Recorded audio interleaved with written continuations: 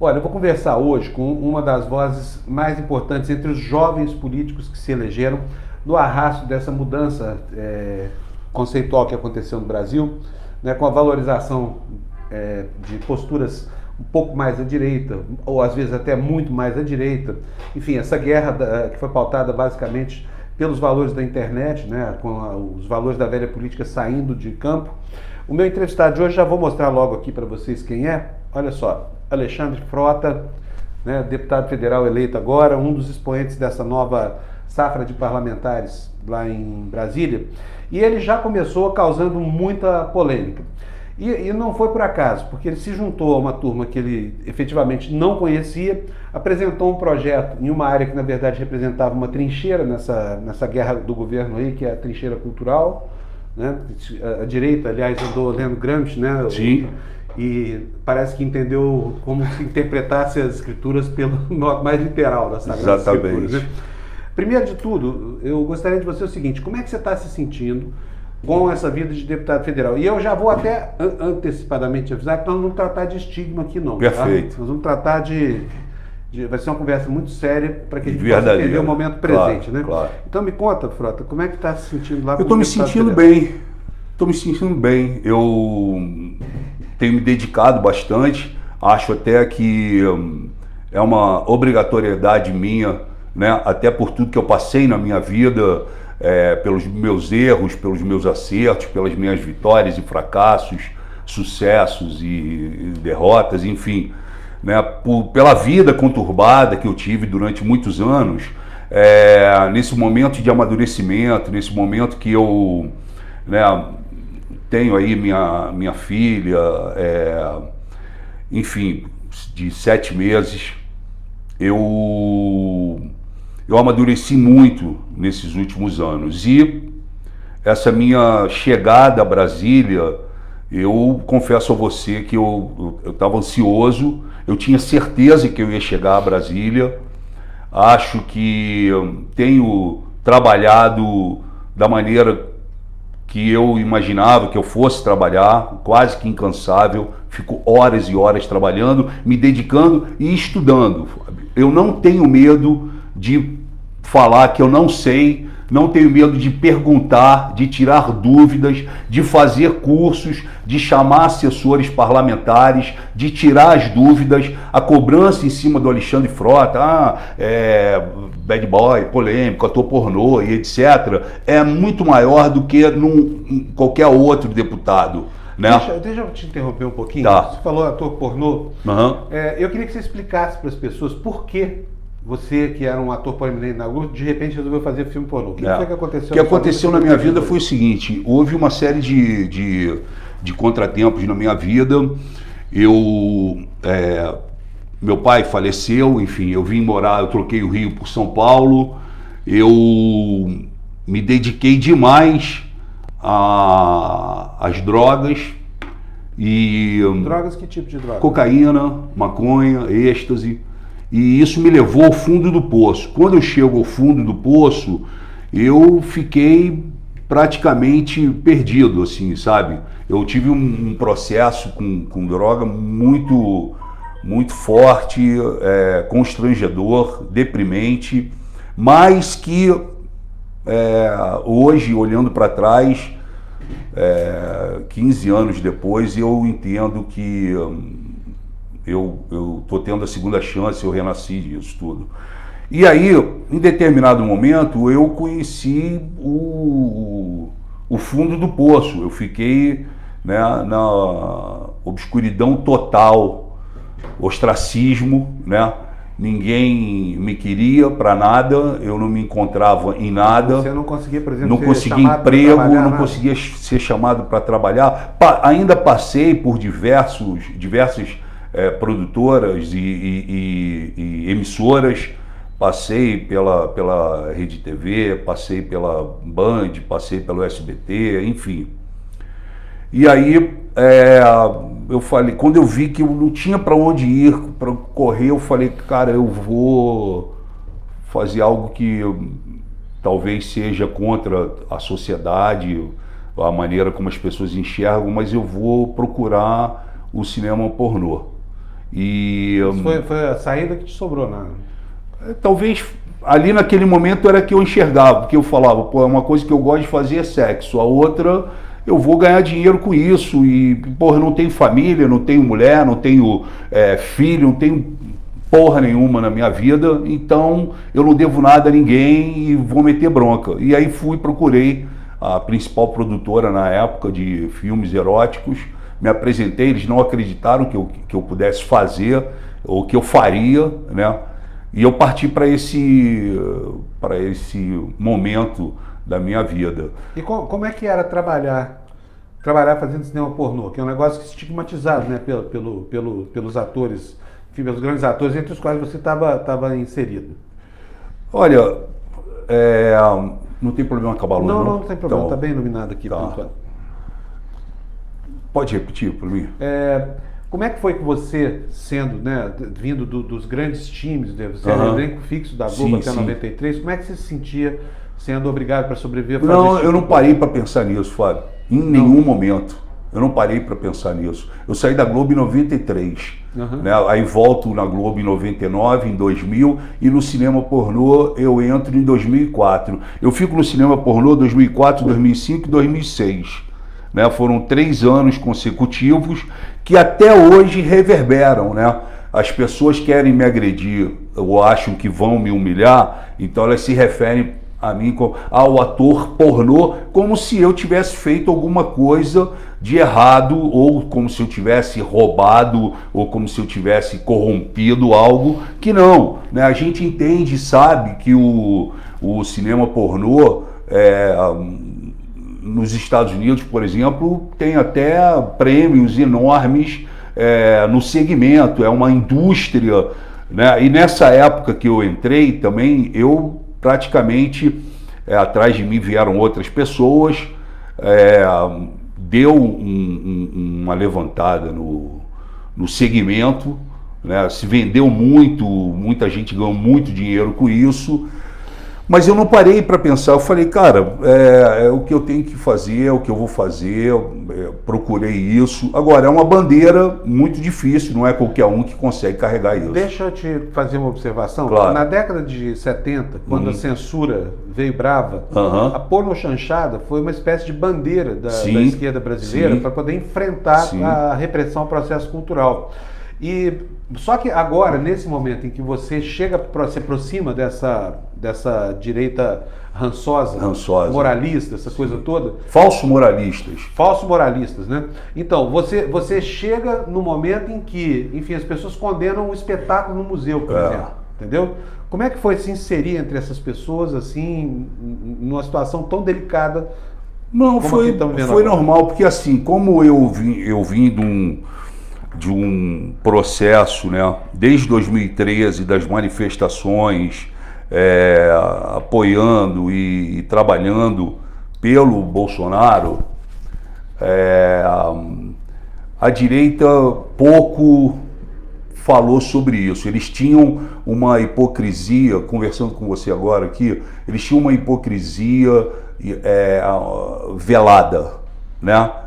O Alexandre Frota é ator pornô, mas nesse momento ele está do nosso lado, mas vamos chamar ele para essa esquina, mas não para essa esquina aqui, porque nessa esquina aqui a minha mãe vai estar lá.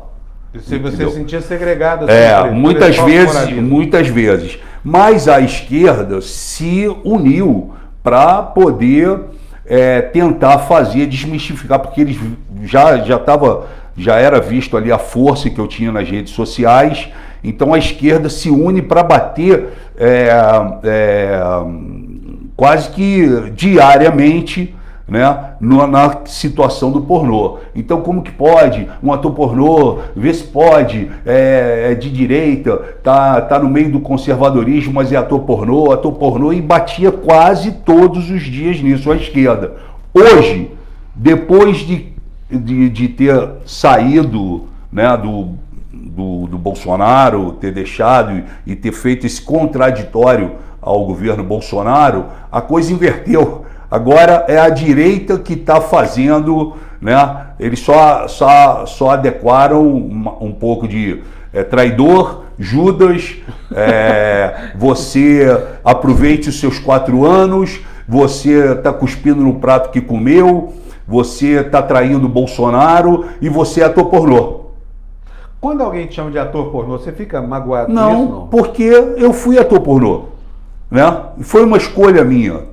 Foi uma escolha minha, eu não devo nada a ninguém, isso não me machuca, isso não mexe comigo. Já conversei com meu filho de 12 anos sobre isso, antes que alguém pudesse, falasse e tudo, expliquei. É um passado meu, eu não posso apagar esse passado, eu não tenho uma borracha para apagar esse passado. Eu tenho que viver esse meu presente e prospectar um futuro. Agora, eu vou te falar uma coisa, eu nunca, quando escrevo, já fiz algumas críticas a você, são críticas políticas, na época, por causa das suas posições, mas eu vejo um parlamentar amadurecendo assim a olhos vistos. Sim. Até porque você abandonou certas posições radicais, Sim. você caminha em direção ao centro, né? Sim. Agora você veio parar no PSDB, ficou livre, pelo menos da companhia, das más companhias do PSL. Fiquei livre completamente. Então, é por isso que eu te digo assim, que eu quando ouço isso, é uma crítica com a qual eu não me associo, porque eu não gosto de estereótipos, eu acho uma sacanagem alguém se referir a você como ator pornô, como se não tivesse feito mais nada na vida. Não, exatamente, né? Foram, só de TV Globo, foram 12 anos.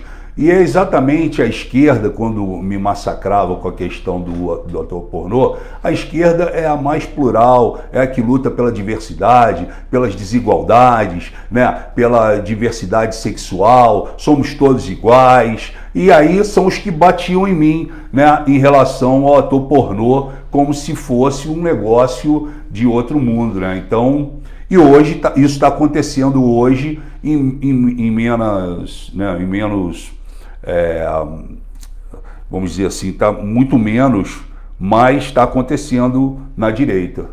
Agora vamos falar sobre o seu ingresso na política. Tá. De repente, quer dizer, você abre seus olhos para a política, você tinha uma participação nas redes sociais muito importante, naqueles movimentos todos de rua que surgiram. Sim. Você foi uma pessoa muito requisitada, compareceu, né, com as suas críticas. Montei um movimento para mim chamado MCC. Exatamente. Brigou com o MBL de morte, né? Sim. Aliás, como é que ficou? Afinal de contas, a quem é que pertence a marca MBL? Pertence a eles, o MBL. O que eu fazia parte era de uma associação MBL, né? Do qual tem um advogado e mais um empresário que estão brigando pelo MBL. Mas eu não estou brigando, e tanto não estou brigando que na semana passada entreguei ao Kim uma documentação feita pelos meus advogados, já com firma reconhecida e etc e tal, onde eu me retirei dessa associação, porque eu fui praticamente colocado nessa associação, né? E eu me retirei dela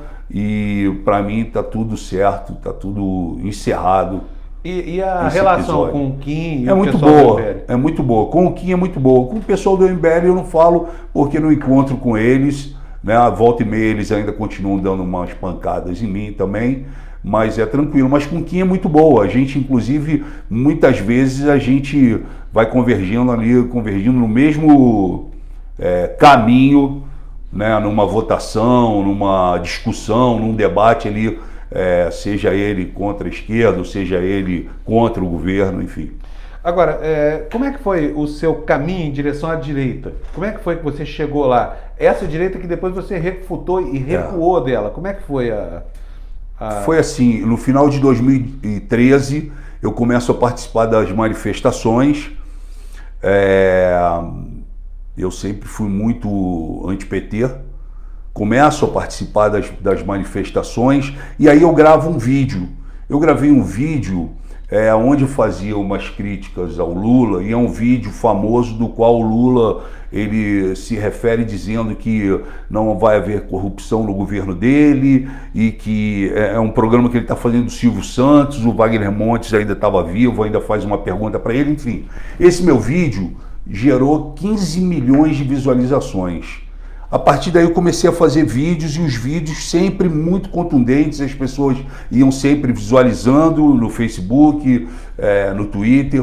O Instagram eu não uso muito, eu não gosto. E aí eu começo a fazer um programa também para as redes sociais e para uma rede que é a Rede Brasil do Celso Russomano e do Marcos Tolentino, com uma série de entrevistas, e o primeiro entrevistado, inclusive, foi o Bolsonaro. Então, eu entrevistei o Bolsonaro, o Marco Feliciano, o Magno Malta, uma série de políticos eu fui entrevistando, participando das manifestações, monto para mim um grande movimento, as redes sociais vão crescendo, continuo fazendo os vídeos, aí começa a chegar os convites dos partidos, né? Então eu falo, cara, tem um caminho aqui, eu tô cansado da situação de televisão, de correr atrás, a vida inteira correndo atrás, trabalhando, batendo cabeça. Eu vou dar um basta nessa situação de televisão e vou aqui, eu acho que tem um caminho. O que eu estou falando está sendo visto por milhões de pessoas, 80% dessas pessoas estão compactuando com o que eu estou falando, os partidos estão me convidando, diversos partidos pequenos, partidos grandes, partidos médios. Ao mesmo tempo eu vou nas manifestações, entendo que aquilo ali eu estou também fomentando, viabilizando aquele momento dos brasileiros, seja na Paulista, no Largo da Batata ou qualquer outro lugar. Me tornei uma espécie de um guerreiro, um gladiador contra a esquerda, contra os movimentos ali, CUT, MTST, enfim. E aí eu resolvo que vou sair para deputado federal, né? E começo a colocar isso na cabeça, e tudo que eu vinha fazendo, ela começa a apontar para isso daí, até chegar a hora de sair para a campanha.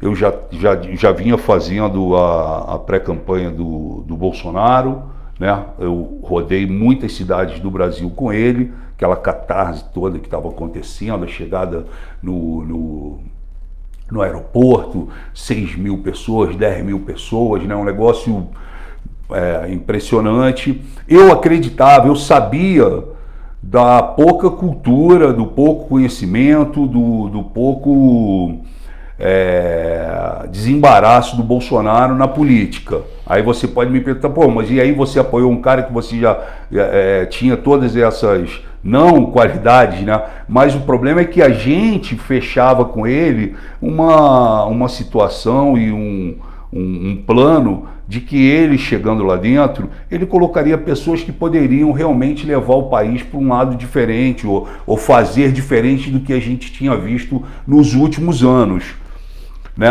Vou te dar um exemplo na parte cultural, por exemplo, que ele não fez nada até hoje, muito pelo contrário, estrangulou a cultura, né?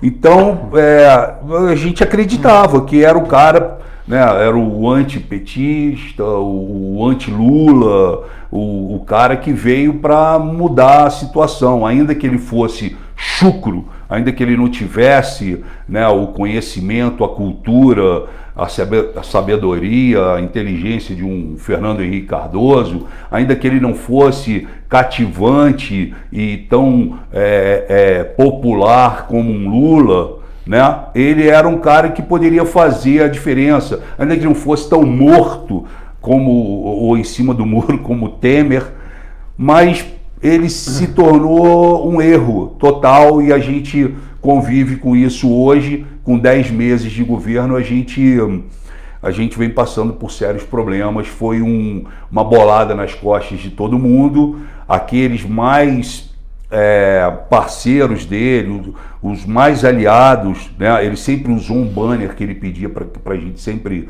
colocar, que soldado ferido na guerra dele não fica para trás. Ficaram todos. Ele deixou todos. Deixou o Santos Cruz, deixou o Bibiano, me deixou o Julian Lemos, e passou por cima de tudo e de todos. O Bolsonaro, ele transformou esse governo dele em Bolsonaro acima de tudo e Deus e os filhos acima de todos. Trocou Deus pelos filhos. É isso aí. Bom, agora deixa eu te perguntar, e o distanciamento? Qual foi o fator determinante para começar? Quando é que você enxergou o Bolsonaro como ele é hoje para você? Eu enxerguei já na transição. eu participei da transição e na transição ele mudou. Quer dizer, aconteceu um episódio que eu conto para todo mundo, porque eu sou testemunha desse episódio, poucas pessoas testemunharam. Na noite em que o Bolsonaro é eleito, no domingo, eu estava na casa dele, eu, o Magno Malta e mais uma série de pessoas. O Magno Malta faz até aquela oração que foi transmitida em rede nacional e tudo. Isso devia ser umas 8 horas da noite, aí a gente sai, eu, o Onyx e Magno Malta, vamos para frente da casa do Bolsonaro no trio elétrico, subimos, falamos com aquela multidão toda, e lá para as 10 horas a gente vai embora pro hotel. E aí quando chega no hotel, a gente come um negócio e amanhã vamos tomar café da manhã e vamos lá para casa do Bolsonaro, que o hotel era do lado da casa dele. Pô, beleza, tranquilo, ótimo. Subiu todo mundo, no dia seguinte desceu, fomos tomar café da manhã, eu estou tomando café da manhã, veio uma pessoa para mim e falou, o Bolsonaro está te esperando na casa dele 9 horas. Falei, pô, beleza. Aí daqui a pouco desceu o Magno Malta, veio, sentou também com outras pessoas. Aí eu virei pro Magno Malta e falei, e aí, vamos lá para casa do Jair? Ele falou, não, me ligaram de lá, falaram que hoje ele vai descansar o dia todo, não é para ir ninguém. Ou seja, Falciane.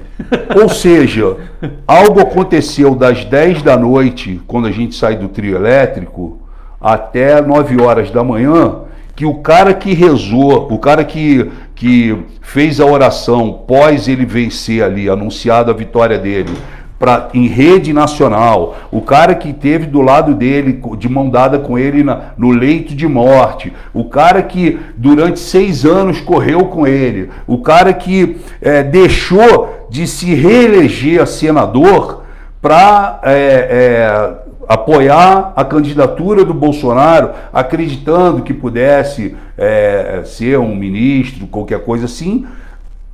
De 10 da noite, das 22 horas até as 9 da manhã, algo aconteceu. Isso foi que te deixou apavorado? Não, isso não me deixou apavorado, mas isso me levantou, assim. Eu sempre fiquei pensando, eu nunca perguntei para o Bolsonaro o que aconteceu. Eu já ouvi várias versões, várias situações, mas eu nunca cheguei para ele e perguntei, vem cá, por quê? O que aconteceu com o Magno Malta, que era o teu Robin, vamos dizer assim, ele era o Batman e o Magno Malta era o Robin?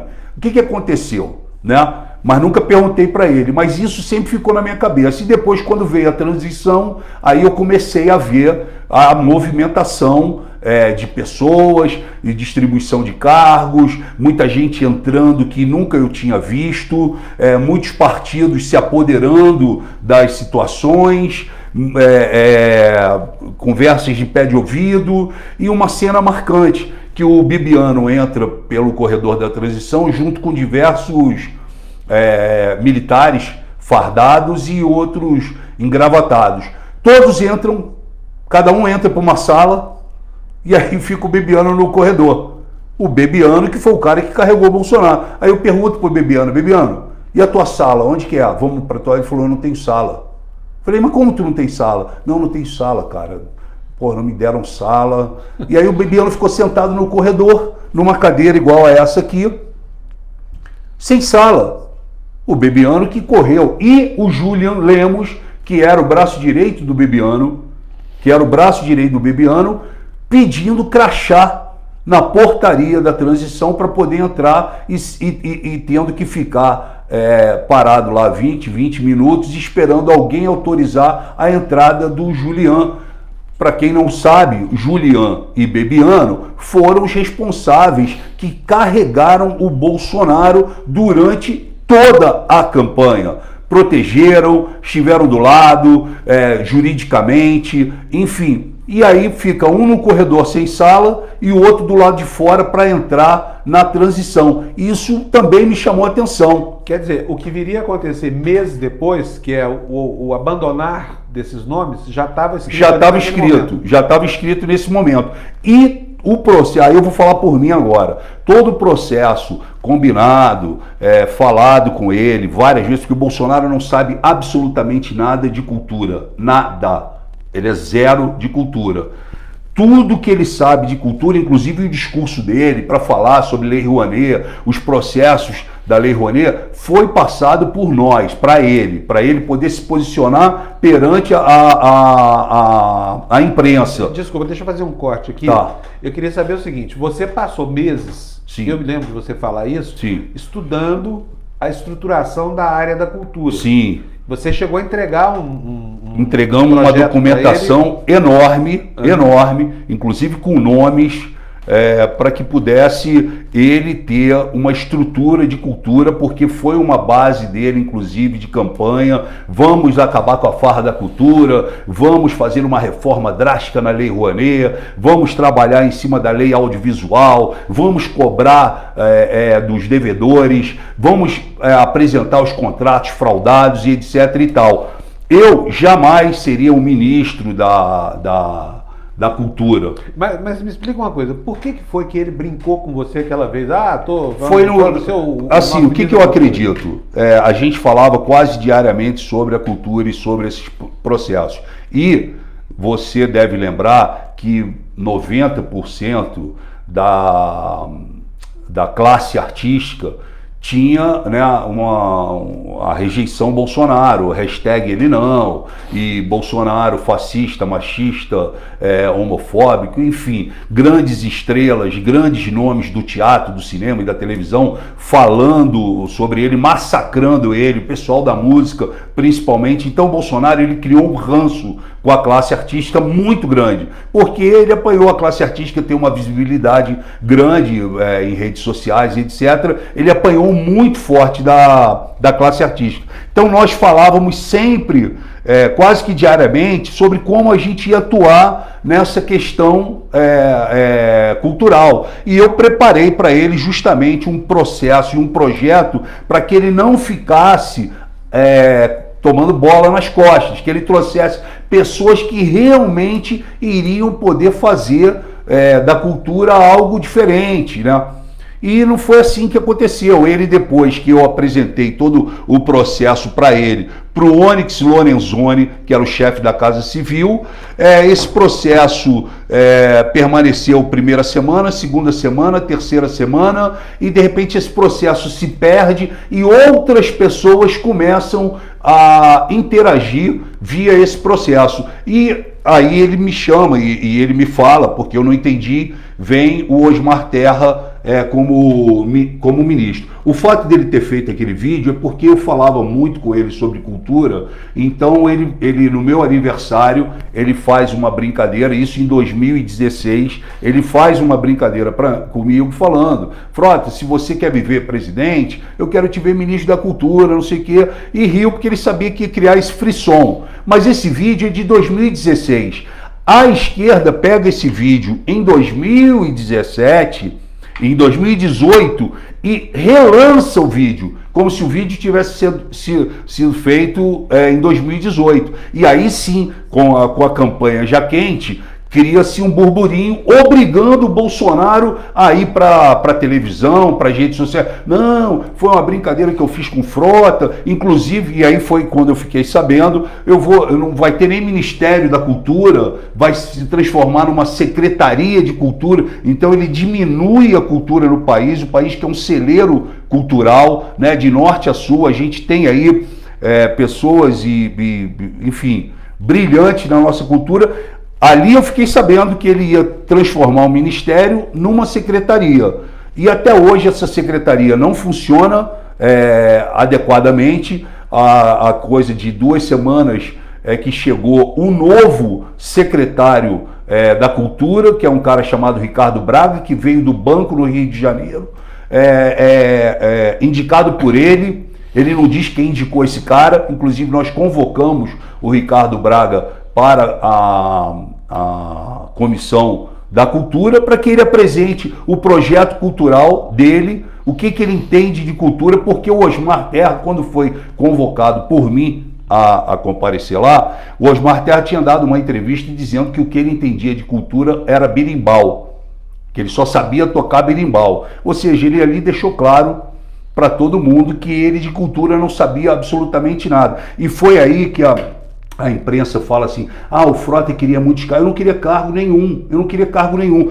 O Bolsonaro me pede, Frota, monta a estrutura para o Osmar Terra, porque de cultura ele não sabe nada, ele não vai querer problema nessa área. Então você monta as secretarias, porque ficou um ministro, o secretário abaixo dele, que era o Henrique Pires, que saiu por causa de se achar censurado, e embaixo do Henrique Pires tinham as 6 secretarias.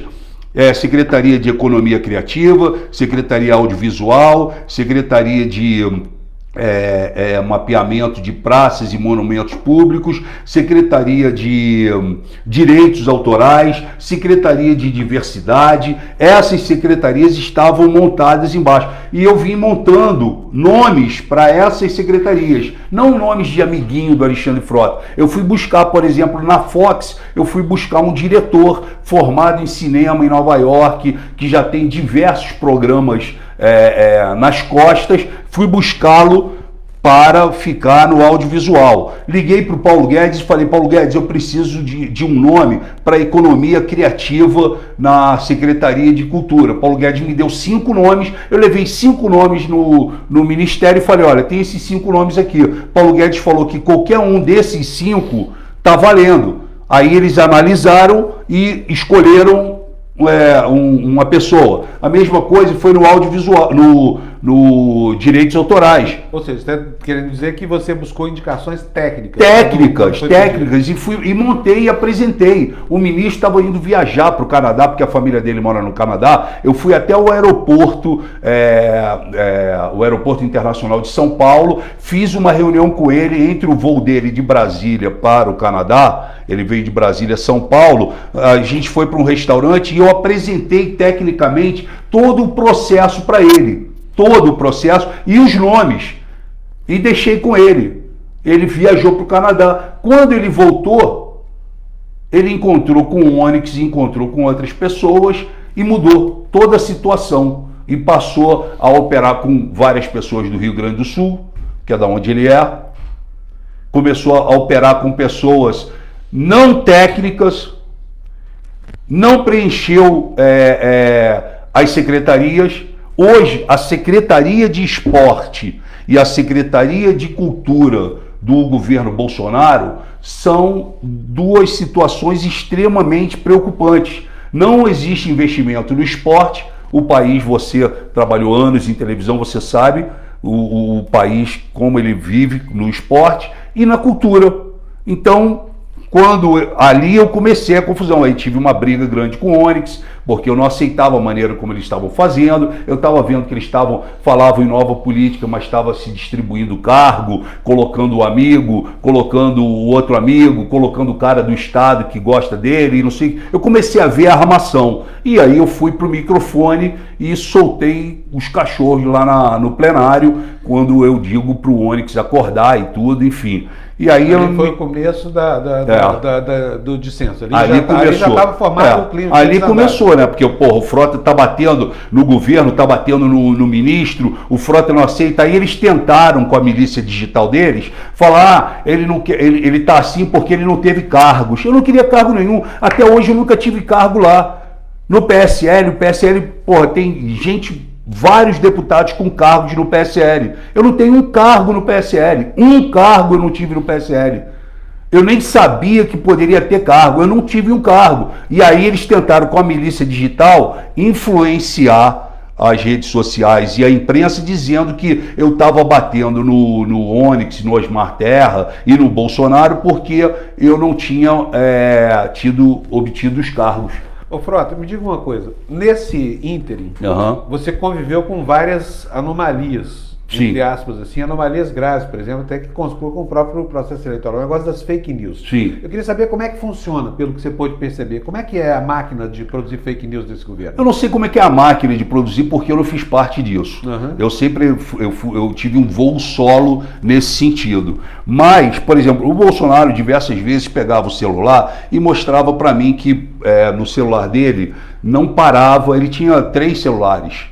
Então, num dos celulares, não parava de entrar mensagens uma atrás da outra de contas de WhatsApp. Me mostrou isso diversas vezes, meio que, se vangloriando disso. E falava, basta uma palavra minha, por exemplo, ele falava, basta uma palavra minha ou um pedido meu que o negócio aqui, o bicho pega aqui. Entendeu? A gente muda as situações. Então, assim, eu nunca vivi essa situação da fake news, mas eu via fake news dos dois lados também. Eu não posso ser hipócrita de falar que a esquerda não plantava, que a direita não plantava, enfim. Ambos os lados teve fake news, teve ataque de digital e tudo. Agora, o Bolsonaro, ele leva, né, para dentro do palácio dele, e a Veja fez até uma ótima matéria, o tal do Tércio e o tal do Matheus, que são os garotos que tinha Bolsonaro 2.0, Bolsonaro Turbo, enfim, esses caras moram lá do mal. Eles moram lá dentro hoje, eles trabalham, são credenciados, recebem. Uma coisa que o Bolsonaro combatia, porque eu me lembro bem que uma das coisas que eram combatidas era porque o 247, o Catraca Livre, a Morena Socialista, recebem dinheiro do PT, do Lula, o Paulo Henrique Amorim, não sei mais quem, aquela coisa toda. Tinha todo esse processo. Hoje, ele faz igual.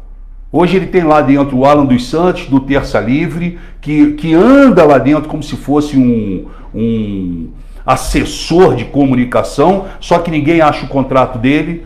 Ninguém acha onde está o CNPJ do Terça Livre, quem paga aquele cara lá, né? E hoje esse é o principal vetor de fake news. Ele é um dos, né? Ele é um dos. Ele comanda essa e ele gosta quando fala que ele comanda, porque ele faz vídeo tripudiando, falando, olha, eu sou o comandante desse gabinete do ódio, aquelas coisas todas. Mas, na verdade, a gente sabe que existe esse processo, vem do Olavo de Carvalho, junto com o Felipe Martins, que é uma espécie de Louro José, né, no ombro do Bolsonaro. Se o Olavo de Carvalho fosse o Papa, ele seria como é que chama isso? O auxiliar do Papa. O Coroinha. Pois vive do lado do Bolsonaro. E essas pessoas, eles fazem esse processo de fritura. Começa pelo Olavo de Carvalho, que entra em confronto com a pessoa. Na sequência, vem os milicianos e acabam destruindo, humilhando, descredenciando aquela pessoa. E aí, muitas vezes, os filhos entram no meio do caminho. Por exemplo, o que estão fazendo com a Joyce nesse momento? Até ontem, a Joyce tinha a chave do gabinete do Bolsonaro. De ontem para hoje eu já li que ela é vadia, puta, vagabunda, piranha, postaram um porco andando de calcinha e mais uma série de coisas, e aí começam a falar, né, do filho dela, do marido dela. É tudo liderado por eles. Eles fazem esse tipo de coisa. E aí, ou seja, você usa a expressão que eu também uso, milícia digital. Sim, é uma milícia digital que tem que ser averiguada e tem que ser defenestrada de lá.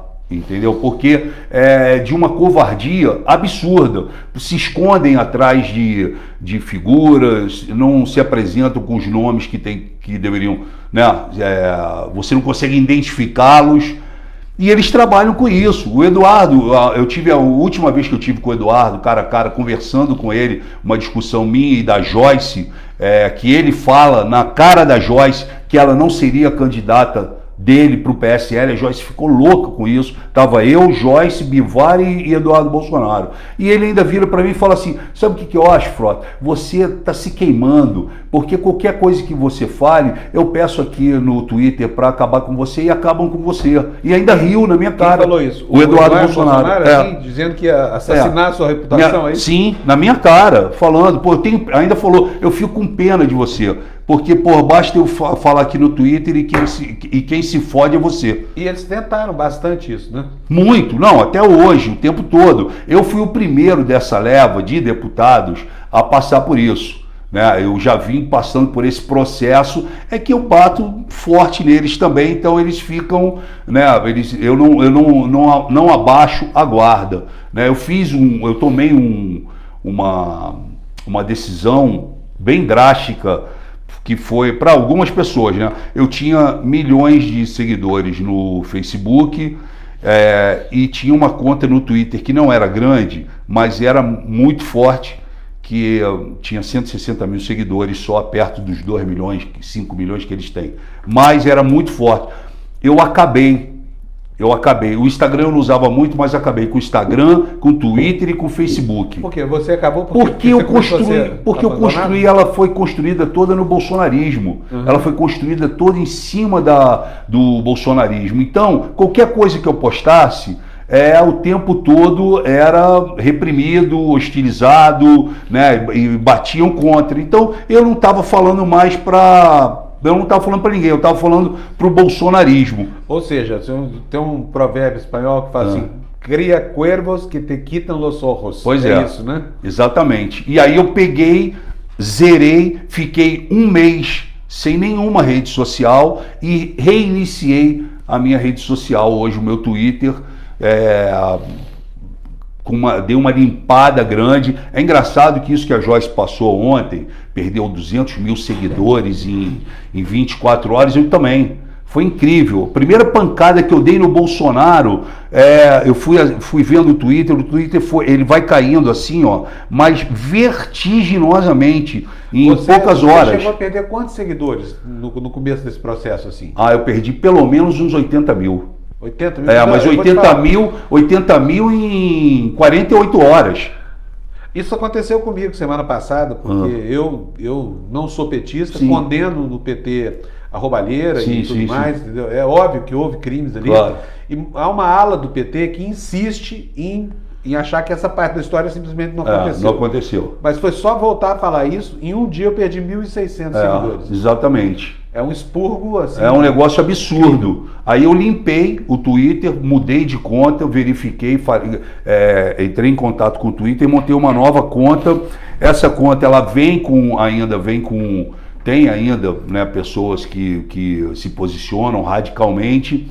Eu vi também como eu fui muitas vezes levado, né, por essa é quase que uma seita isso, né, assim, né, é de uma covardia grande, só que eles não chegam não sabem fazer, a direita radical, ela não sabe fazer as manifestações radicais que a esquerda faz. Quando a esquerda vai para a rua e que quebra tudo, que coloca fogo, que ameaça, que vai para o confronto com a polícia, a direita, ela é frouxa nisso, a direita radical. Ela é frouxa, ela não é estruturada para isso. Eu cheguei à conclusão que a direita radical, ela é extremamente agressiva, mas são todos guerreiros virtuais. São todos guerreiros virtuais. Seja, a guerra é só no campo simbólico. Só no campo simbólico, porque eu vou te dar a maior prova disso. Eu apanho todo dia no Twitter. Frota, traidor, você ajuda, você é isso, aquilo, porque largou o Bolsonaro, cuspiu. Eu ando em todo lugar, eu não me privo de nada, eu vou a todos os lugares, supermercado, padaria, cinema, ando na rua, vou a todos os lugares no centro. Nunca alguém chegou para mim e gritou, Frota, no meio da rua. Muito pelo contrário, as pessoas chegam perto de mim e falam para mim, Frota, parabéns, você acordou, parabéns, você fez certo em sair do Bolsonaro, parabéns. Falam na minha cara isso, eu esperava até que eu fosse ser hostilizado na rua. Mas não, agora, na rede social é completamente diferente. Agora, deixa eu te perguntar uma coisa, o cara fica no meio, eu sei disso porque eu apanho demais nas redes sociais também, eu apanho dos dois lados e a gente engrossa o couro, mas tem hora que você fica muito irritado. Sim. Né? E eu queria saber de você, como é que foi vivenciar isso? De repente ser o sujeito ultra querido pela direita, de repente vira o Judas e começa a se desestruturar, vê os seus seguidores indo embora, ou seja, é o processo de virar uma não pessoa, né? Que você viu. Como é que foi? Você tem que ser forte para isso, né? A rede social ela é cruel, né? Você tem que estar acostumado para isso. Eu acho que eu tive um processo na minha vida, no passado, que eu já sofri muitas críticas quando ator, artista, enfim. Então eu já venho com calejado, já venho com o couro grosso em relação a isso. Agora, para quem é pego pela primeira vez de surpresa, fica apavorado. Os deputados que foram à China, lá do PSL, lembra? Logo em fevereiro, saiu aquela e que saiu a bancada da China, que que foram lá para fazer contrato com a Huawei, para 5G. Para criar todo aquele sistema de identificação, né? Lembra? Que os deputados todos eles eram espiões, que era um absurdo, que não poderiam ter ido. Foi comandado pelo Olavo de Carvalho e pelo Alan dos Santos. Foi aí que começou a minha briga, porque o Alan dos Santos se referiu aos deputados falando, olha, ou faz o que a gente está falando, ou vocês vão se fuder. Mais ou menos isso. Ele falou, aí eu entrei e falei, vem cá, quem é você? Você não é deputado federal, não é deputado estadual, você não é vereador, você não é porra nenhuma. Aliás, você não é nem filiado ao PSL. Como é que você vai falar que os deputados... Fui eu que comprei a briga. Tava lá a Carla Zambelli, tava lá o Daniel Silveira, entendeu? Aí, ali começou. Hoje o Bolsonaro está no Japão, essa semana ele vai colocar o pé dele na China. Eu espero e quero ver se o Olavo de Carvalho vai se posicionar contra a visita do Bolsonaro, como ele foi contra, pedindo inclusive a expulsão dos deputados que ficaram conhecidos como os deputados da bancada da China. Quer dizer, existe aí um processo muito... diferenciado do que a gente esperava. O Bolsonaro, ele se submete às ideias e aos ideais daquele sujeito na Virgínia, o tal do Olavo de Carvalho. Me fala rapidinho, o que você acha sobre o Olavo de Carvalho? Eu acho um absurdo o Olavo de Carvalho, acho ele um maluco, tendencioso, criador de confusão, que em determinado momento entendeu que, por influência dele e dos alunos dele, na cabeça do Eduardo Bolsonaro, ele poderia chegar ao Jair Bolsonaro, e chegou através de Bia Kicis, de Felipe Martins, Eduardo, Carlos. Conclusão, hoje é um cara que indicou o Vélez, que foi um dos maiores desastres desse governo, o ministro Vélez da Educação, levou o Weintraub, que é um absurdo, acabou de comparar o Fernando Henrique Cardoso a AIDS, né? O cara falou mal da Fernanda Montenegro. Esse Weintraub é um degenerado completo. Pois é vergonhoso ter esse cara na educação. Mas enfim, o Bolsonaro, ele se deixou levar por esse tipo de envolvimento, que é essa ala conservadora, radical do Olavo de Carvalho, que é um absurdo. A gente não pode achar que isso seja normal ou compactuar com isso. Infelizmente, o Bolsonaro não toma uma decisão. As humilhações feitas aos generais, ao Santos Cruz, ao Mourão, vice-presidente, o Bolsonaro nunca pegou o telefone e falou, Olavo, cala sua boca, o cara é meu vice-presidente, você não pode chamar o cara de canalha, de merda, de vagabundo, porque foi isso que o Olavo de Carvalho se referiu ao vice-presidente do país. E ninguém fez absolutamente nada. Ficou o Bolsonaro olhando, né? E aí o Bolsonaro, e mais uma série de coisas. Foi o Olavo de Carvalho, junto com a trupe dele, implantou que o Eduardo deveria ser o embaixador dos Estados Unidos. O Bolsonaro mexe no COAF, mexe na Polícia Federal, mexe na Receita Federal em função de proteger o filho, faz um acordo com o Toffoli, faz um acordo com o Gilmar Mendes. Quando que você ia imaginar que o Bolsonaro ia fazer acordo com essas pessoas? Não, porque nas nossas manifestações nós estávamos sempre contra Toffoli, contra Gilmar e contra o STF. Eu me lembro bem disso. Teve até aquele tomataço na Avenida Paulista, os caras jogando tomate os bolsonarianos, que eu chamo eles de bolsonaristas, jogando tomate no carro do Gilmar Mendes, quando estava saindo da faculdade dele aqui na Avenida Paulista. E hoje todo mundo se cala quando o Gilmar Mendes resolve a vida do Flávio Bolsonaro. Entendeu? Então, o Bolsonaro, ele falou muito, mas ele está fazendo os acordos. Por quê? Ele chegou lá, aquela cadeira ficou maior do que ele imaginava, ele não tem cultura e conhecimento para tocar o barco, ele não aceita colocar realmente as pessoas em volta que pudessem trabalhar de uma maneira positiva e digna do país, ele se deixou colocar em volta dele as ariranhas todas. Hoje o sistema engoliu ele. Acabou. Ô Frota, como é que foi o processo da sua expulsão? Como é que você vivenciou a expulsão do PSL? Porque eu me lembro do que antecedeu a expulsão. Houve um momento de grandes atritos entre vocês, essa coisa toda.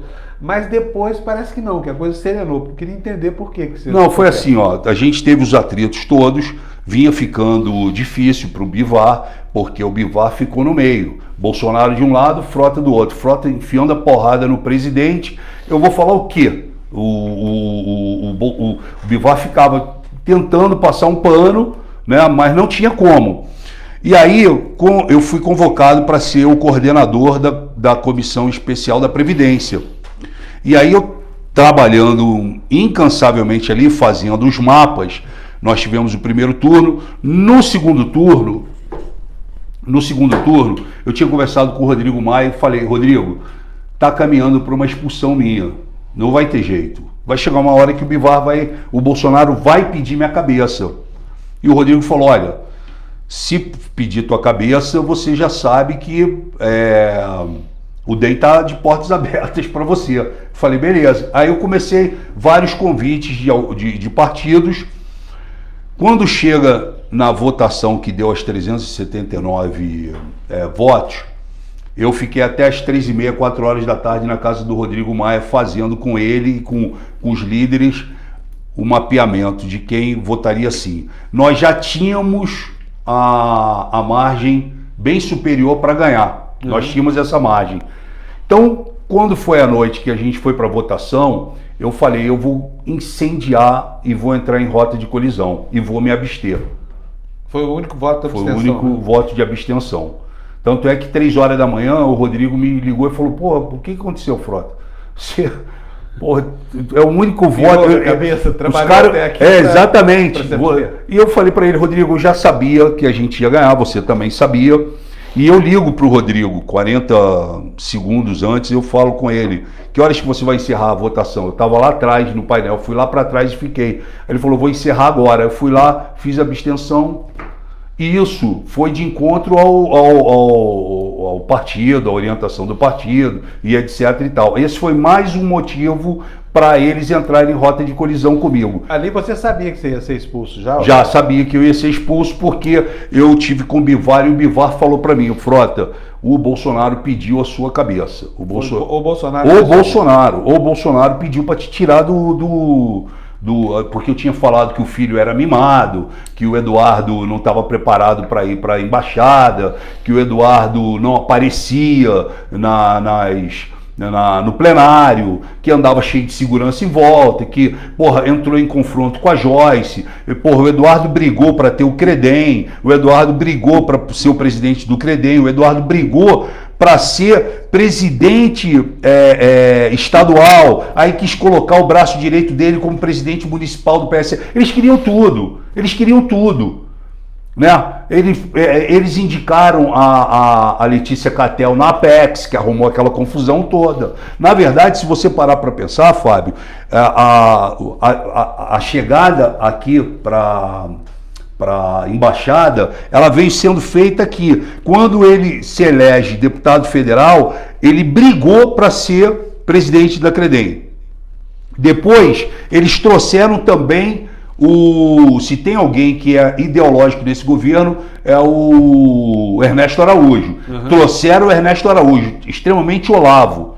Aí indicam a Letícia Catel para diretora da Apex. Então eles tinham Credem, Ernesto Araújo e Apex, ou seja, Credem, Chanceler e Apex. Estava montado aqui o tripé. A escada para tornar o Eduardo embaixador? Claro, estava aqui montado aqui. Só que eles não contavam que a Letícia Catel fosse entrar em confronto na Apex, fosse sair, né?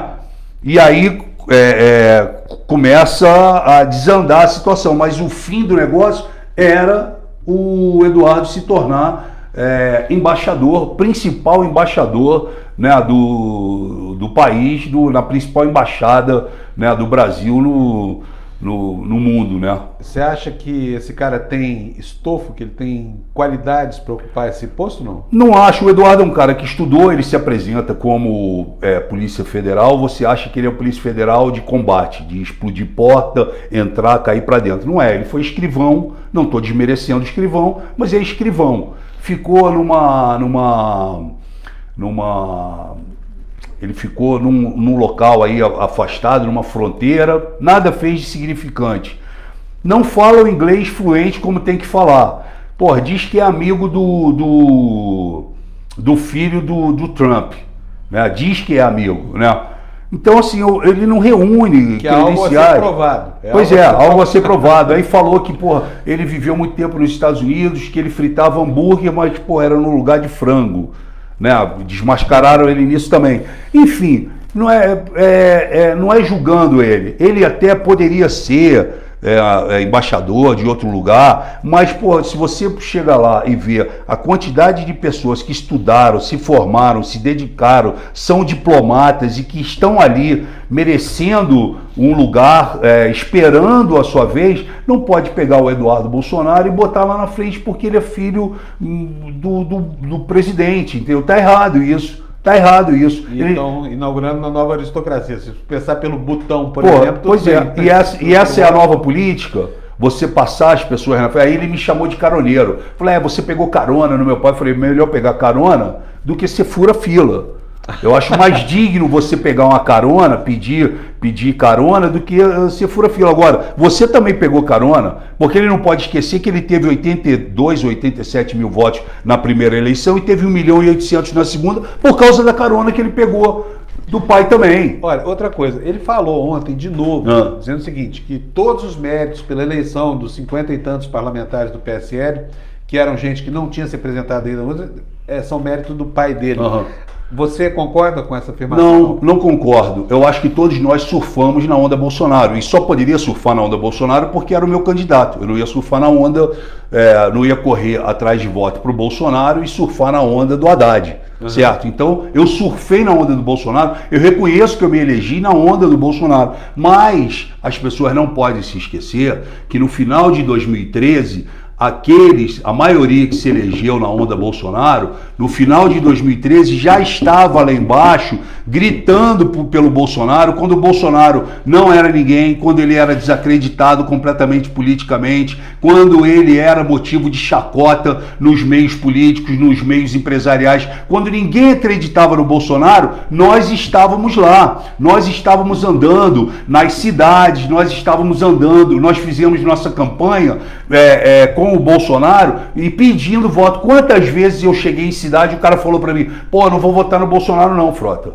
Não voto... Aí eu conversava com o cara, falava, meu irmão, vamos de Bolsonaro, e fazia a cabeça e dobrava. Então nós trabalhamos também para ele, né? Eu acho uma ingratidão. O Bolsonaro é um cara ingrato e os filhos também. O Eduardo, principalmente, em falar sobre isso, porque não é a primeira vez que ele fala, como você aqui mesmo falou, né? Ele já falou diversas vezes que os deputados devem a vida, devem um mandato, devem a carreira ao pai, entendeu? Porque se não fosse o pai e o caramba, se não fosse o pai ele não teria tido 1.800.000 votos também, né? O cara que mora no Rio de Janeiro e se elegeu por São Paulo. Você não se sente devedor de porra nenhuma. Você não se sente devedor de nada. Eu não me sinto devedor de nada, muito pelo contrário. Eu ajudei nessa guerra. Eu fui para essa guerra. Eu estava lá, eu briguei, eu lutei, eu andei, não tanto quanto o delegado Valdir falou, 246 cidades, mas eu andei em 90 cidades, fiz 35 mil quilômetros de carro. O Bolsonaro não fazia as carreatas no interior de São Paulo, eu fazia para ele as carreatas, entendeu? Gritando o nome dele, falando o nome dele, pedindo voto para ele. Então, eu não vejo porque só o Bolsonaro nos ajudou. O Bolsonaro nos ajudou, mas nós ajudamos a produzir esse erro que está aí hoje. Bom, agora, depois da sua expulsão, você foi parar no PSDB, partido que está no centro ideológico, né? Um partido também complicado, tem suas ideias. E tem uma boa parte dos PSDBistas que são bolsonaristas autênticos, né? Sim. Como é que você está se sentindo lá, Frota? Muito bem, muito bem. Eu cheguei bem lá, cheguei tranquilo. Eu fui, quando foi anunciado o processo de expulsão, eu me senti até prestigiado e privilegiado, porque eu tive 9 convites de 9 líderes dos partidos, PP, Podemos, PSDB, vários vieram me chamar, DEM, o ACM e o Rodrigo me convidaram, enfim. E eu tive a tranquilidade de fazer a escolha pelo PSDB. Eu já tinha feito no final do ano a campanha do Dória, os últimos 15 dias, eu e a Joyce entramos na campanha do João. Então, assim, eu me sinto muito bem, me trataram muito bem, a bancada me recebeu muito bem. Existem os bolsonaristas, existem os contra Bolsonaro, mas eu convivo bem com todo mundo. Eu me dedico ao plenário, né? Então, o PSDB, ele é mais low profile assim, do plenário, então isso abriu para mim o campo que eu já fazia lá no PSL. Sou vice-líder, me dou muito bem com o líder, me dou muito bem com o Bruno Araújo, que é o presidente nacional, com o Vignoli, que é o presidente estadual, né? Eu não tenho nada a reclamar. Eu acho que me deram tudo que eu queria, me deram principalmente liberdade, aceitam opiniões. É um partido que, como todos os outros, tem seus problemas, mas é extremamente organizado. A gente senta, a gente discute cada votação, o que cada um pensa, o que cada um gostaria de fazer em relação àquele tema, aquela demanda. O Fernando Henrique Cardoso, por exemplo, ele disse que não foi consultado, que não, por ele o Alexandre Frota não estaria no PSDB, e eu acho que aos poucos eu vou mudando essa maneira das pessoas pensarem em relação a isso, né? Ele é um partido que assim se mostra, com todos os problemas que todos os partidos têm, ele tem se mostrado um partido bem organizado. O PSDB está precisando, nesse momento, se posicionar mais dentro dessa questão política, principalmente no plenário, entendeu? Deixa eu, já caminhando aqui para o fim da nossa entrevista, tentar fazer um ping-pongzinho com você. Bom. Eu vi sua entrevista ao Brasil 247, longa entrevista, muito boa. Né? O Leonardo Atucho lá tentou te cobrar o posicionamento em relação ao Lula, por exemplo. Eu mesmo fui a favor do impeachment e acreditava que a Operação Lava Jato era uma operação movida por um juiz correto, essa coisa toda. Certo. Eu quero saber se hoje você se associa aos que falam Lula livre para que ele possa ser julgado de novo, ou você acha que ele deve ficar na cadeia mesmo enquanto aguarda o desenrolar? Eu acho que ele deve ficar na cadeia enquanto ele aguarda o desenrolar da coisa. Eu acho que ele deve ficar na cadeia. O que você pensa, Frota, sobre o Sérgio Moro? O Sérgio Moro, para mim, eu acho que como para todos os brasileiros, né, até meses atrás era um cara extremamente sem nenhum problema, nenhum peso nas costas. A partir do Vaza Jato, né? A partir eu já vi o Moro ser humilhado diversas vezes pelo Bolsonaro e não se posicionar. Assim, eu acho que ele caiu muito. Ele caiu muito e eu digo isso ali no dia a dia, eu não estou falando para fora, que as pessoas, aquele ufanismo, que as pessoas amam o Moro e etc e tal. Estou falando ali no decorrer desse processo, desse primeiro ano que nós temos, eu acho que ele ficou morno. Né? Carluxo, o que você pensa do Carluxo? Esse, eu vou te falar que eu tenho pena desse cara. Pena ou raiva? Não, eu tenho pena, eu não chego nem a ter raiva dele, porque esse cara, ele é uma comédia, acho ele uma piada, acho que ele não honra o que ele tem pendurado entre as pernas, acho ele covarde, acho que ele promove a discórdia, acho que ele influencia a cabeça do pai, e o pai não sabe ser presidente e ser pai, ele mistura tudo, e ele tem feito mal ao país quando ele entra em rota de colisão com pessoas que poderiam estar ajudando o pai. Se você encontrasse hoje o Bolsonaro na sua frente e pudesse dizer para ele tudo que você pensa, o que você diria? Ah, ele já sabe, porque eu já falei muitas coisas para ele, mas ele, com toda certeza, eu ia falar para ele que ele está errado, que ele está extremamente caminhando para um final infeliz. E ele sabe disso. E o Eduardo Bolsonaro? Eduardo Bolsonaro, você fez uma observação sobre ele que eu achei bastante pertinente, que ele se elegeu por São Paulo sem morar em São Paulo. É, né? verdade. É isso mesmo. É isso mesmo. Ainda que possa isso, né? Mas isso é um malogro. O eleitor paulista elegeu. Os advogados eleitorais dizem que isso isso é permitido ali, em alguma brecha da lei eleitoral. Mas até porque, só para lembrar aqui, nós tivemos, né, um dos senadores mais longevos da história do país, o Sarney, sim, que era senador por um estado que não era o estado onde ele vivia. Pois não é, tinha os seus ele negócios. foi eleito por São Paulo, morando no Rio de Janeiro, né? Alguns historiadores aí dizem que ele cometeu uma fraude eleitoral em relação a isso. Principalmente né? o Marco Antônio Villa. O Marco Antônio Villa, que ele é um estelionatário em relação a isso, né? Bom, agora vamos lá. Alan Terça Livre. Quem é esse sujeito para você? O Alan Terça Livre é um sujeito extremamente doente, tendencioso, ideológico, que quer, de alguma forma, deixar a marca desse conservadorismo radical. Posso te interromper mais uma vez? É conservadorismo ou é reacionarismo? Reacionarismo e esse conservadorismo radical que ele quer introduzir, né? E o Bolsonaro acaba abraçando essa ideia. Ele não passa de um charlatão igual ao charlatão maior de todos, que é o Olavo de Carvalho. Quem para você é o pior quadro desse governo? Quem é o pior quadro desse governo? Eu sei que é duro. Não, são vários assim, né, atuando, mas se for quem está ali do lado do Bolsonaro é o Felipe G. Martins.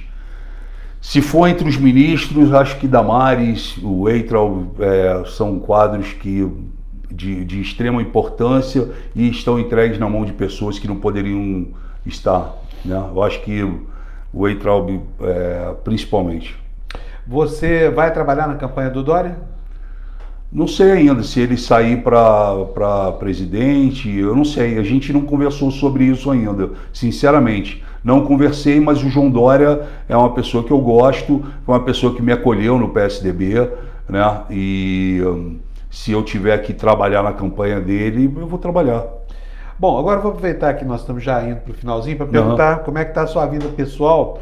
Você está com um filho novinho em casa, Estou né? com uma filha, com a Bela. Ela fez 8 meses de idade. Tem um Enzo de 12 anos, né? A gente mora, eu e minha esposa, os dois.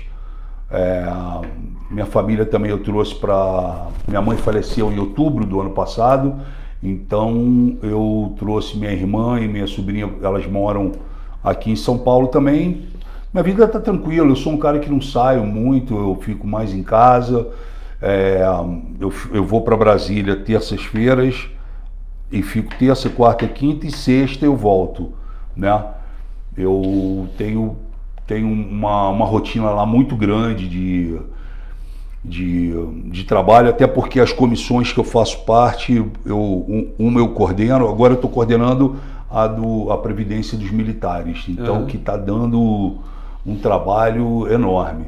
Eu vim aprendendo tudo de Previdência nesses últimos meses e é difícil, a gente trabalha muito, eu me dedico muito, né? Porque eu chego muito cedo, sou o último a sair, estudo, vou atrás e tem as rotas de colisão.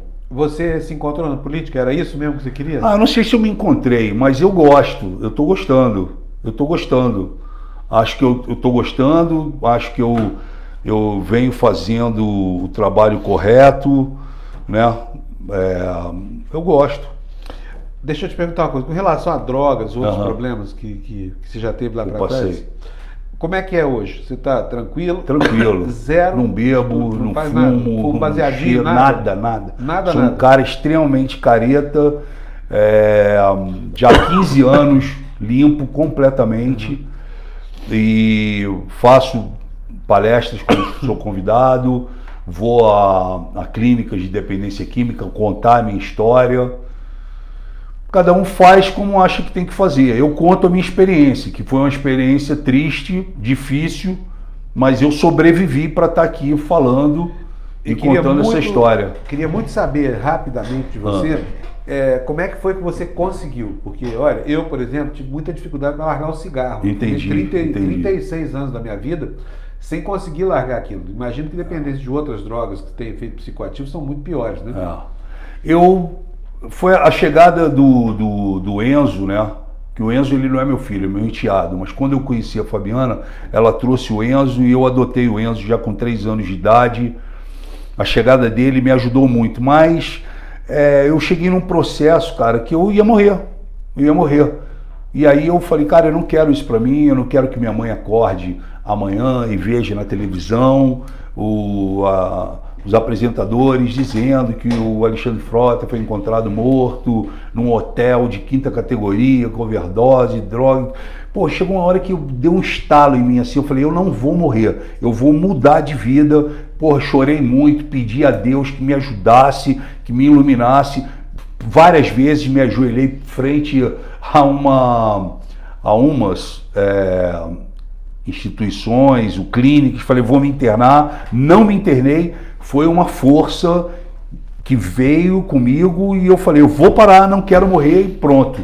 E fui e parei Olha, completamente. Eu sou militante de uma causa. Sim. A causa da liberação das drogas. Eu acredito plenamente que é impossível se combater drogas com uma perspectiva policial, tanto que os Estados Unidos perderam a guerra às drogas que o Nixon decretou em 51. E eu queria muito saber a sua opinião a respeito. E também sobre esses tratamentos que, na verdade, são engodos oferecidos por certas instituições neopentecostais. O que você pensa sobre isso? Eu penso o seguinte, que, bom, eu sou da opinião que cada um faz da maneira que quiser fazer, né? Você tem que educar as pessoas e mostrar aos seus filhos os caminhos que você já passou, errou. Cara, eu não sou um cara contra absolutamente nada na vida. Quem já teve a vida que eu tive, fica até hipócrita falar, olha, eu sou contra isso, porque eu fui um cara extremamente louco. Eu acho que a minha missão aqui é falar o que a loucura fez, como ela fez, os danos que ela causou, né? Porque, por exemplo, o Nelsinho Mota outro dia deu uma brilhante declaração, falou que fuma maconha há 55 anos e nunca perdeu a memória e fuma maconha todos os dias. Então, assim, vai de organismo para organismo também. Em relação à questão da medicinal, eu gostaria que ela pudesse ajudar. Realmente eu gostaria, porque eu perdi minha mãe com Alzheimer e com doença de Parkinson, e a gente conversou sobre esse processo que talvez pudesse melhorar, né? Com o canabidiol, né? Exatamente.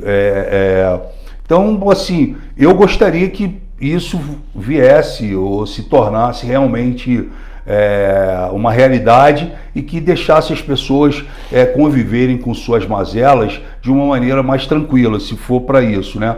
Mas também você não pode reprimir, matar, prender as pessoas que, sabe, optaram por usar drogas, e você vai fazer o quê? Até porque tem muito usuário e todos eles têm que recorrer ao tráfico, que é uma desgraça. Eu ouvi do Murica uma vez, uma frase numa entrevista, falou: filho, a droga faz mal, mas o tráfico faz muito mais. Pois é. E uma coisa é a droga, a outra é o tráfico. Claro. O tráfico só existe em função das múltiplas proibições.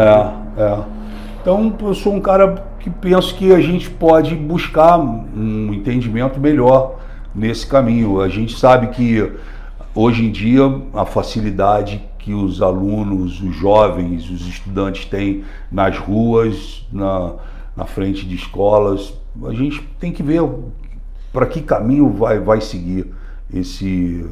Né? O fato, por exemplo, como que não se consegue acabar com uma Cracolândia, né? E como se permite uma Cracolândia no meio de São Paulo, sabe? Não existe uma política de prevenção e não existe uma política para que aquilo ali, sabe? Como não vai acabar aquilo? Vai ficar, sabe? Eu acho muito estranho, eu acho uma fraqueza nossa. Aquilo ali, sabe-se que tem gente lá vendendo, sabe que tem gente morrendo, tudo, e ninguém consegue fazer absolutamente nada. Quando faz aquele desastre que foi feito, lembra? Lembra. Tiro, bomba, borracha e tudo, e não funciona. Não funcionou. E o Estado, por incrível que pareça, não tem um caminho para dar atenção a esses não tem um caminho, não tem um caminho. Bom, tá ótimo. Eu queria saber só mais duas coisinhas de você. Perfeito. Primeiro de tudo, cadê os áudios do seu telefone? Que deve ter coisa muito legal. Eu tenho que achar esses áudios do telefone, porque eu troquei tanto de aparelho, como eu troco muito de número de telefone. Mas eu vou achar esses áudios, porque tem coisas ali importantes, até porque algumas coisas eu quero levar até na CPI da fake news. O que tem ali do que você se lembra, assim? Tem várias coisas. Tem, por exemplo, vou contar uma aqui para você. Tem um momento em que 5 horas da manhã me liga. Primeiro iam levar o príncipe para ser o vice-presidente, lembra? Lembro. O Luiz Felipe. Aí, 5 horas da manhã, Bolsonaro e Bebiano me ligam e falam: Frota, isso é uma história do príncipe aqui, que nós estamos recebendo umas fotos. Queria saber se você já ouviu falar disso. Eu falei: não, nunca ouvi falar, mas o que é? Que ele é gay? Porque me pareceu ser isso. Mais do que isso, essas fotos. Eu falei: eu não sei, nunca vi essas. Eu nunca vi essas fotos, eu não sei do que se trata. Não, pois é, porque isso pode ser que vai ficar muito mal, ele como vice-presidente. Bom, se você souber, me liga. Aí passou meia hora, me ligaram de novo e perguntaram se eu tinha o telefone do Levi Fidelix. Aí eu falei: tenho, passei para eles. Tá bom. Aí, 9 horas eles iam chegar no aeroporto. Eu fui para o aeroporto, quando cheguei lá encontrei o Marcos Pontes e a esposa.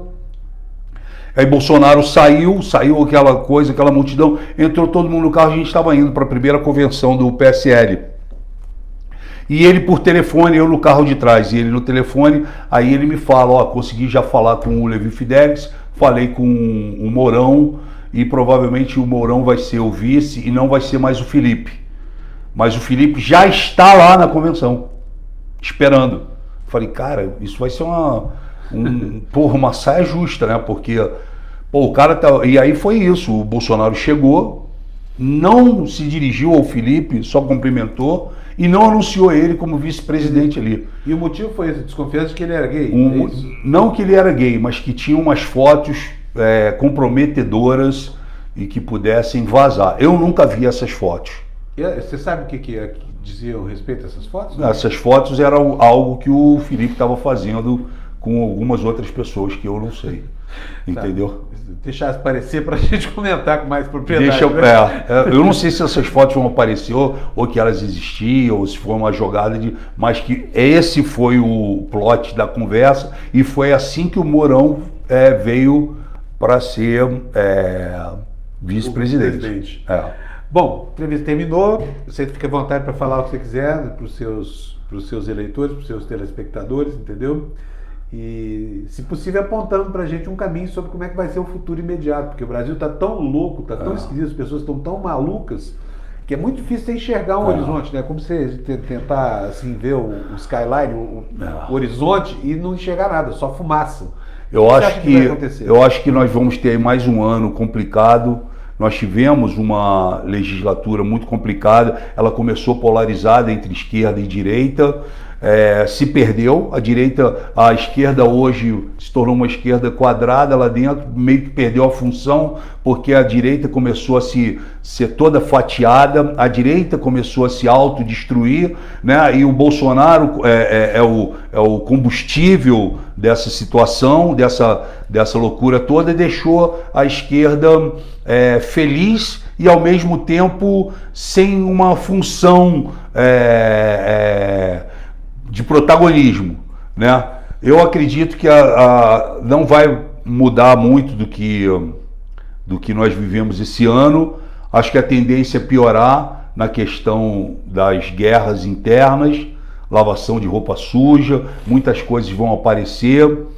Eu, sinceramente, já declarei e falo de novo para todo mundo que do mesmo jeito que eu trabalhei para colocar o Bolsonaro lá, eu já estou trabalhando para tirá-lo. Se puder tirá-lo antes de tudo isso, eu acho que o país vai respirar mais. Porque é um cara que se mostrou não cumpridor de acordos, ingrato, traidor e, principalmente, acima de tudo, joga sujo com os amigos. Então a gente não pode acreditar, dar crédito a ele. Você está descrevendo uma figura que é um tremendo mau caráter, é isso? Sim, um cara que está trabalhando, inclusive, para o próprio umbigo, para os filhos, um cara que trabalha para os filhos, trabalha para ele, trabalha para aquela corja que ele montou. Então, o que depender de mim, o mais rápido possível, a gente tem que consertar esse erro chamado Jair Bolsonaro. Bom, Frota, foi um prazer. Muito obrigado pela entrevista. Muito viu? tempo também queria te conhecer, boa te sorte para acompanho. você lá em Brasília. Faça um excelente trabalho. Nós estamos precisando Obrigado. de gente para trabalhar direito lá. E, enfim, vamos tocando barquinho, que nem diria o Boechat, né? Conta comigo e parabéns aí pelo seu canal. Muito obrigado. Valeu. Para vocês, gente, olha, muito obrigado pela audiência uma vez mais. E amanhã tem outro entrevistado com mais assuntos importantes para que a gente conheça como é que são os meandros do poder no Brasil, que não é fácil de entender. Tchau. Tchau.